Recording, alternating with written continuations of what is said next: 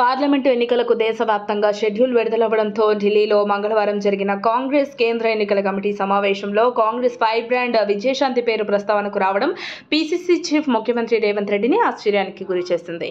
గతేడాది తెలంగాణలో జరిగిన శాసనసభ ఎన్నికలకు ముందు బీజేపీ పార్టీకి గుడ్ బై చెప్పి కాంగ్రెస్ పార్టీలో చేరిన విజయశాంతిని ఎన్నికల సమయంలో తెలంగాణలో పీసీసీ చీఫ్ కోఆర్డినేటర్గా నియమించారు. కానీ విజయశాంతి కొంతకాలంగా మీడియాలో కనిపించడం లేదు. పార్టీ రాజకీయాల్లో చురుగ్గా కనిపించని ఆమె గాంధీ భవన్కు రావడం కూడా చాలా అరుదు. అయితే వచ్చే పార్లమెంటు ఎన్నికల్లో మెదక్ పార్లమెంటు స్థానం నుంచి కాంగ్రెస్ పార్టీ టికెట్ కోసం విజయశాంతి సైలెంట్గా లాబియింగ్ చేస్తున్నట్లు సమాచారం. గతంలో విజయశాంతి ఒకసారి నాటి తెరాస నుంచి లోక్సభకు ఎన్నికైన విషయం తెలిసిందే. ఆ తర్వాత జరిగిన పరిణామాల వల్ల బీజేపీలో చేరారు. అయితే ప్రస్తుతానికి జహీరాబాద్ నుంచి సురేష్ కుమార్ షెట్కార్, మహబూబ్ నగర్ నుంచి చల్లా వంశీచంద్ రెడ్డి, నల్గొండ నుంచి కుందూరు రఘువీర్ రెడ్డి, మహబూబాబాద్ నుంచి బలరాం నాయక్ బరిలో నిలిచారు.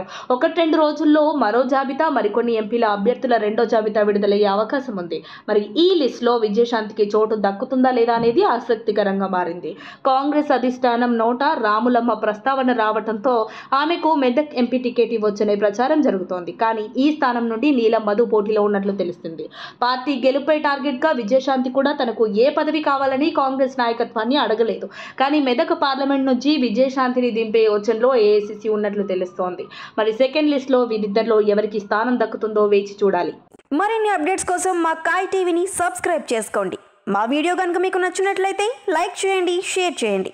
మీ విలువైన అభిప్రాయాలను కామెంట్ బాక్స్లో తెలియజేయండి.